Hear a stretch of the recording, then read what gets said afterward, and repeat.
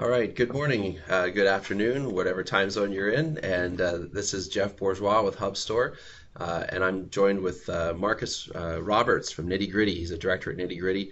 We're sitting down in one of the first editions of the Hub Store video blog. And Nittygritty started working with Hub Store recently. And I thought it would be a great idea to have Marcus on because he's got great insight into the market.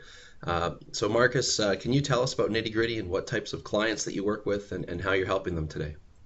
Hello, Jeff. Thank you. Yes. I work for Nittygritty. We've been around for about 13 years, and our focus has always been on the AEC industry. Some of my co-directors have got a background in architecture, so it was a natural fit for us to start providing IT to those industries. At the moment, we sort of split the business between about two-thirds is IT support for primarily architects in the London area, but also engineers and construction. We have a set of what we call BIM consultants who go into offices to help people use BIM tools like Revit, and a small part of the company is based around software development. Okay, well, that's great. And just in case people aren't familiar with BIM, what does BIM stand for? BIM is building information modeling, so it's the move from the two-dimensional plans that architects have traditionally used into a 3D model. But more important than the 3D-ness of it is the capture of the information about the building. So you get a database about the building, you can query it and say, tell me how many doors there are in this building, what the fire ratings are of these various doors, have I missed any components out, that sort of thing. Okay, excellent. So these types of customers that you're working with, they're storing a lot of data, obviously, and complex data sets, right? Applications that are in charge of this data that probably want low latency access to it. What kind of trends are you paying attention to the most these days when you're working with your clients? The obvious trend is the cloud. So the move to the cloud as internet connectivity is getting better, people are getting more confident in moving services off premise. So the big shift recently has been from on-premise collaborations for email such as Exchange into Office 365. That's been followed up by a move to more software as a service solutions, so things like Box and Dropbox and other collaboration suites. And also now people are getting the confidence to start storing their data in the cloud. So that's backups traditionally, but more interest now in archive and live file sets. Makes sense. Yeah, we're seeing that on the other side of the pond here as well. So specifically with your AEC customers, what types of IT challenges are really keeping them up at night these days? Well, it's great for us as an IT company because architects in particular are heavy users of IT infrastructure. They are generally generating a lot of data. So before they even start a project, the marketing people are creating big InDesign and PowerPoint presentations to win the work. They're very heavily graphical based. And then once you start on the design process, you've got the architects who are creating the design documents, which are now these complex databases. And then they move over working with people who are doing 3D. So that's generating large data sets. Particularly for us in the AEC industry, there's quite a lot of regulation around the information they produce. So, for example, a lot of the practices are working on retaining drawings and other building-related information for more than 12 years after building completion. So, if there are issues with the building, people want to come back and have a court case about some irregularity in the building process, or something falls down, worst case, then they need all that information to defend themselves with, and the insurers insist on that. Architecture as well and engineering, the projects aren't short term, they're very long term. So you could be looking to 3 to 5 years for the duration of a project, so that data needs to be kept around for quite a long time. The other issues, people always want to refer back to work they've done before. So you might deliver a project which has got a building, and the client can come back 2 years later and say, okay, I want to add an extension, or I want to do some work, I need to understand that building, so you need that data back. But in the creative industries, people always want to refer back to projects they've worked on before and have a look at the information. So you can't just say, okay, the project is finished now, let's move that into an archive. They really need to get that information back. Yeah, that's right. We see that as well with like PR marketing companies. They tend to do project-based work, and they tend to have, data retention requirements that are specified in their customer contracts. But I think with the AEC customers, 12-year retention, is that standard? Are you sometimes seeing, based on the type of work, that it can be longer? I think with some of our clients, we've seen up to 30 or 17 years. I want to say 30, but I could be wrong. But 17 years is another number that I've heard. Yeah, it depends on the insurance that they've got as well. But some of these buildings they're putting up could be around for 100 years. So people, even if it's not some sort of insurance generated thing, just if you just built an airport, it's quite likely in 20, 30, 40 years they're going to come back to you and ask you for some of that data. Another interesting thing that we have is that we need versions of data at a point in time as well. So more than be able to say we can get the data back from a backup or an archive as it was at the end of the project, we need to be able to show how things have developed through time, what information was issued to people over time. So it's more, oh, what did this look like in December 2012 versus what did this look like in December 2017 is an important question we need to be able to answer. So then if we think more specifically about the data management challenges that this type of organization faces, they obviously have the remote branch office scenario, job sites. They've got to think about, data protection, putting IT services out on job sites and data protection around that. And then as you're talking about, they have this long-term retention component as well, which, can be a challenge, obviously, if they're not handling that with an archiving system, right? If they're doing what many companies have done today, which is, well, we're just going to have our sort of primary storage and back it up and replicate it, the 3-2-1 rule with it, and not tier off this longer retention data, it can all become sort of quite cumbersome. So specifically, in the data management area, how traditionally have firms, tackled that problem, and what trends are you seeing there? Well, unfortunately, until about 5 years ago, archives seemed to mean offline to a lot of people. So the traditional solution would be to get all of the parties to agree that the project was finished, and that is a job in itself, to be honest, because everyone, even if the building is finished, people still say, "Well, I need to refer back to it. I'm still issuing documents out to people," and then it would just get archived to tape, and that's probably the very worst sort of archiving you can do because the tape goes off-site, it's lost in a catalogue somewhere. So discoverability is just a really hard problem to solve there. So in more recent years, we've seen a trend towards, nearline storage on-prem. So instead of it going offline, you just actually move it across to cheaper storage. But even doing that, the problems we have, particularly with the applications we use, such as InDesign and AutoCAD, is there are references between the documents. So you suddenly break all of your references by moving stuff into archive. So people can't even access data in place if it was available to them, because when they open these drawings, all of the references are broken. So what we would like to see is an ability, for archiving not to happen, but we need a way to get more. We can't keep on buying more and more storage, but we need an archive which is in place if we can. Interesting. So with cloud technologies, how are you seeing your customers adopt cloud technologies, and how is that sort of bringing about some sort of transformation then? So people are looking at how to use cloud. So, once people have moved to Office 365, it's what are the next steps? And backup becomes an obvious one. So, people have been using tapes before. They've done a great job over the last 60, 80 years. And to be honest, tape capacities have kept up and tape speeds have kept up. But managing the backup process is the bane of every IT manager's life. You have to log in every Friday to make sure it's all ready to go. You log in every Monday and you find out that half the jobs didn't work because the tapes weren't emptied or whatever. And I say a lot, the tape drive is the last mechanical thing in the server room. So whenever that's the thing that breaks down the most.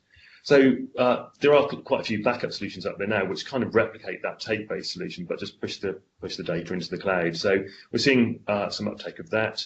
We've looked at simple solutions towards just copying data that's your archive into the cloud, but then that becomes really difficult to use. The discoverability issue comes up. How do you know what's in the cloud and where to find it? The latency is poor. People are trying to browse around and find that, and it just doesn't work for them. So where the data is, I suppose it's a question of where the data lives, isn't it? And with email, when you can move the email into the cloud and make the tools work off it, so moving to Office 365 works really well for people. If you start to engage with software as a service type products where the data is naturally honed in the cloud, that also works really well because you're essentially logging into that remote system and accessing it.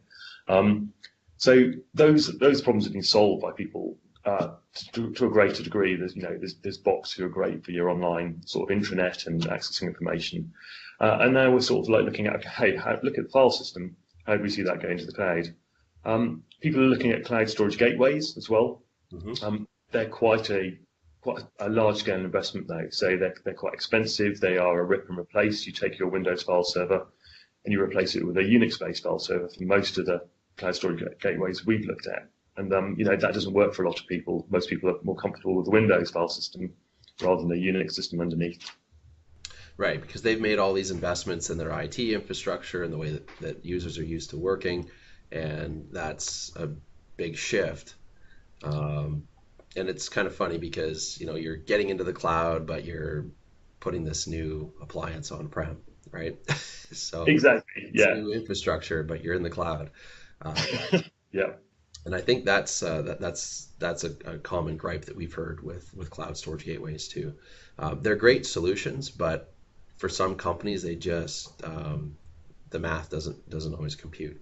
Well, that's quite interesting. Now, I think we're seeing the same thing. Email, whole Office 365 adoption seems to be the foot into the cloud, and file servers seem to be the last sort of thing. Even in companies like we have a customer, for instance, that used us as part of their transformation to a cloud-only initiative, right? Not just a cloud first, but a cloud only.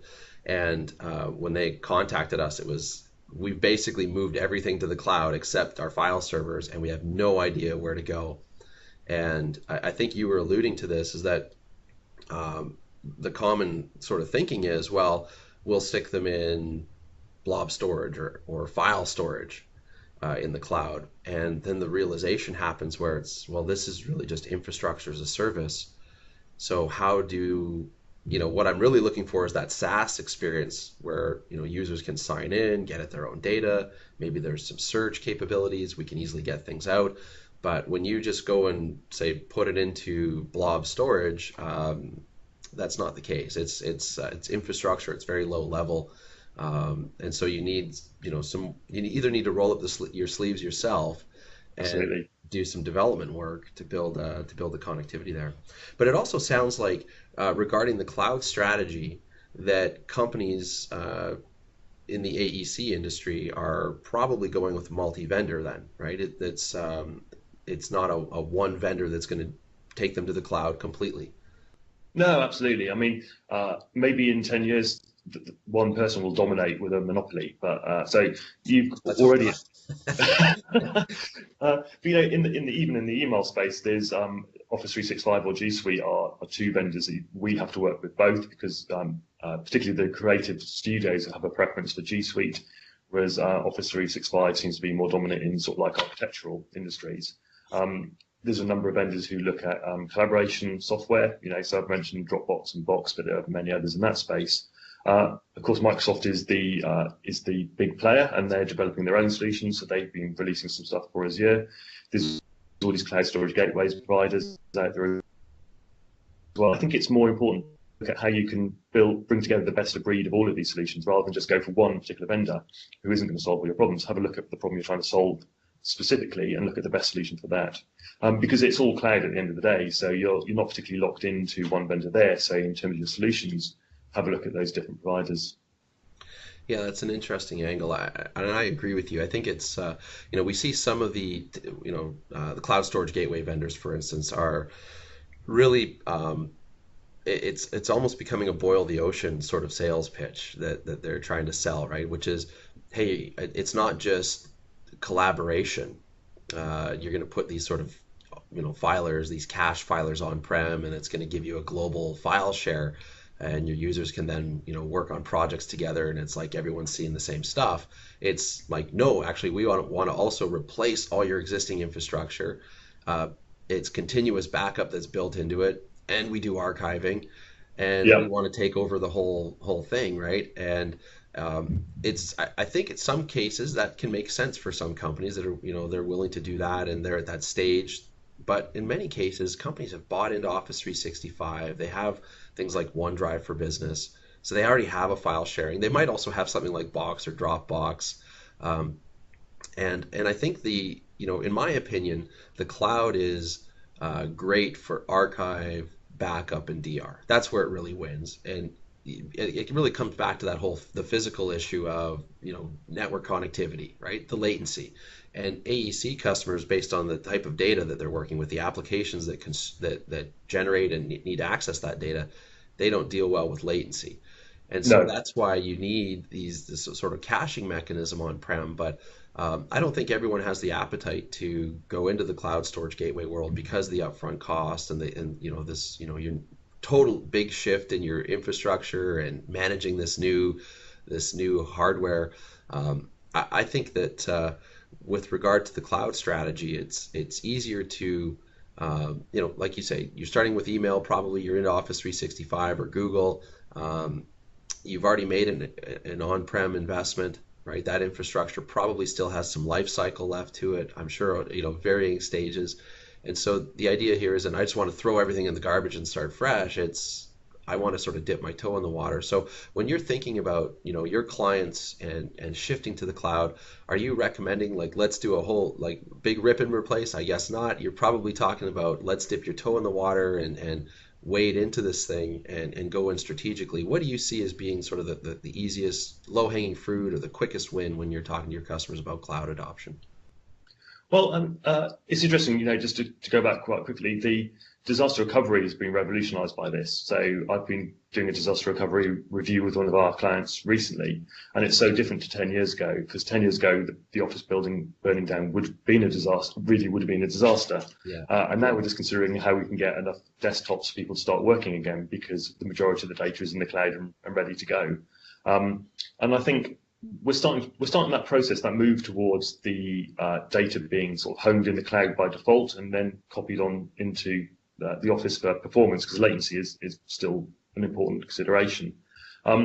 So we think, it's brave. You have to not brave. You have to be quite bought into the whole process to take your existing file structure servers and just take them out and copy them into a new solution. And how you're going to make sure that works, that the performance is there. How are you going to get your data back out if you don't like that solution? So particularly for the size of companies that we work with, which sort of like 40 to 150 strong, there's a level of comfort with the Windows file server. So we're saying, okay, what are some easy steps we can take towards the cloud with file service, moving the files into the cloud? And I think archiving, well, backup is the first one, so get rid of the tapes and do your backup to the cloud. And then the next logical step for us is archive. So how can we start to archive data in a way that is still discoverable, easy to find for people, that we don't have to go through this whole archiving process. Can we do some sort of in-place archiving that lets us essentially start cloud tiering, so that data that we're not using very much is moving into the cloud. We don't have to invest into replacing our storage all the time because we keep hitting the limits of it. We can just keep pushing more and more into the cloud. And then we'll probably find naturally, maybe 90% of our files are now in the cloud by default, because that's the strategy we've set. And it's kind of solving that problem for us on IT, so we don't have to be badgering people about archiving stuff all the time, and making people happy that they're not seeing their stuff disappear off into the archive black hole every year. That's a good point. I think that's a neat way of going about it. And as we've seen, that cloud tiering, it sounds scary, but it really isn't. Provided that the cloud solution that you're tiering to has a nice exit plan. So yes, you can get your data out. You're not being locked into this thing. It's not dark data in the sense that users can get at it if they need it. But because you're tiering data as it ages, it's a pretty safe play because you've kind of validated that this is old, low touch data, great candidate for the cloud, right? So things have to qualify to be sort of cloud ready before they go. But the other side of the coin here is that on-prem you start running lean and mean, right? Which means that backups aren't what they used to be. As you said, we're not adding more and more storage until we run out of slots, and that's a neat picture. And I think tying that back to the conversation we were having earlier around tape and how customers have traditionally used tape. I think that a lot of organizations are wrestling with this issue today of where does tape fit into the strategy? Does it still play a role if we start going into cloud? There's this expectation that cloud is a replacement of tape. And it's a neat discussion to have because these are, apples and oranges, really. Yeah. but both can be, both are, are in the are media that can solve your long-term retention problem. But they're two totally different models, both from just a technology point of view, but a cost model point of view. Any thoughts on the comparison between tape and cloud? Um, what immediately came to mind is in that sort of disaster recovery, and it doesn't have to be the office burning down. It can just be the drive, failing on your server, which we've seen less of these days. And you're in a position where your whole project drive is offline and you need to recover it. Then with tape, you're sort of like, okay, well, we can recover the whole tape because, to be honest, just trying to find the subset of projects which are most urgent in your whole tape backup takes just as long as restoring it anyway. So everyone's sitting around for 6 to 8 hours while your tapes are churning away restoring that data. With cloud storage gateways and sort of technologies that HubStore have, you can actually recover really quickly. You can say, okay, just pull down the placeholders that you need for this data. Everyone starts working and it starts pulling on demand the files that are most urgent to get people up and running again. So I see that as really quite an important distinction between the two. Tape is there and it's been a great backstop for all this time, but it's cumbersome to get even, you need one file back. You have to wait for the tape to come back from the warehouse. You put it in your tape drive. You wait while the tape trundles through it for 4 hours and pulls that one file off. And with the cloud, it's immediately available. Yeah, that's a great point. And I think that, so that you have the faster RTO, probably greater agility around recovery scenarios. I think the other interesting angle is around cost, right? We were talking about this last time that cloud probably isn't going to beat tape in terms of cost. It's going to be more expensive. If all you care about is pricing, we'll stick with tape. But Yeah. I think where cloud really beats out tape is in the sort of convenience factor, and that sort of convenience manifests in multiple areas, right? There isn't this robotic tape library that I'm in charge of. I'm not having to maintain and manage that infrastructure and the processes that it facilitates. The other angle, of course, is when you're talking long-term retention. I was talking with my wife at breakfast the other day about our family photos, and I said, have we when was the last time we backed this stuff up? Are you still doing that routine where I have you, taking the stuff off the hard drives and getting them onto optical and then creating another copy that we offsite to your parents' place? And yeah, I haven't done that in 4 or 5 months. And it's like, Yeah. you know what? We need to get a hub store tenant because for our own family to put all of our family records and family photos and stuff, because I'm thinking this is data that we're going to want to keep for our lifetime. Yeah. So and pass down generations. And what I don't want to have to worry about every 5, 10 years, whatever it is refreshing the underlying media.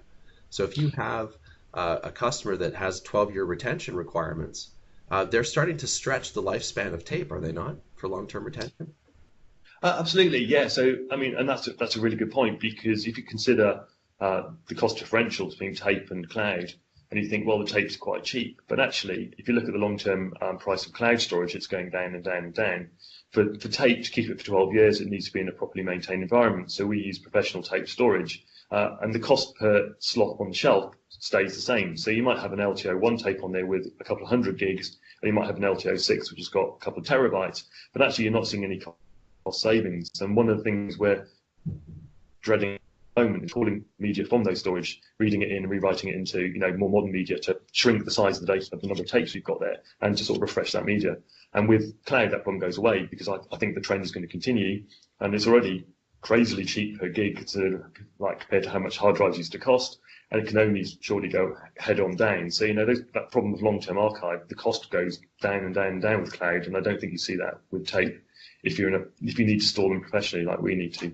Yeah, I think the nice thing with the cloud too is you have things like erasure coding, which is basically RAID on-prem, but it's in the cloud. So you have this sort of data integrity checking that's happening, this sort of self-healing.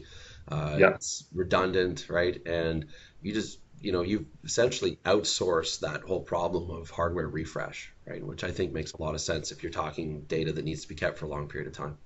Absolutely, yeah. Make it somebody else's problem. That's what IT managers like. Yeah. Yeah. So my last question for you then, Marcus, is your customers are contemplating the cloud.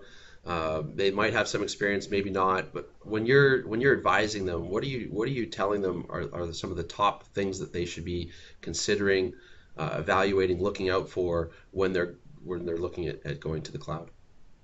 The first one, and sometimes they don't like it, is particularly for the size of companies that we work with. The cloud probably isn't going to save them any money. So people obviously quite often come along thinking, oh, the cloud's going to be a lot cheaper. And I like to say to them, it's going to give you a better solution. So it's going to, some of the things we've talked about today, the flexibility, the long-term recoverability of stuff, the disaster recovery are all going to be big positives you're going to get for moving to the cloud. But don't expect to see your bill halved. So bigger organizations might have more efficiencies and they might see some savings there. But I think look at the cloud as providing you with a better way of working rather than as a money saving thing. When talking to the financial directors, you can sometimes make quite a good case for the move from CapEx to OpEx. So if they want to stop investing up front in large amounts of storage arrays and servers and can instead sort of like, not quite offset it, but spend that money over a longer term, and that works for them.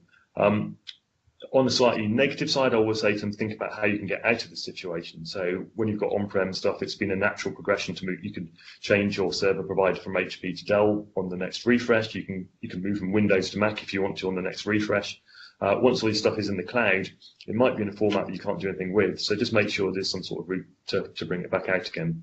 But I think, on trend more positively than negatively, I think the cloud is very exciting now for the size of companies we work with. It's offering them a lot of great opportunities for reducing some costs and having much better solutions in place, such as their archiving and their disaster recovery. I think those are all great points. Those are all great points. Your clients are lucky to have you. Thank you. All right, well, Marcus, thank you for your time today. It's been a great conversation. I think your clients are lucky to have you, and great insights into the market. And what I'd like to do is invite people to check out the nittygritty.net website to learn more about Marcus and his organization. And Marcus, thanks for your time, and we look forward to doing this again with you shortly. Thank you, Jeff. I had a really good time. Thanks. Thanks.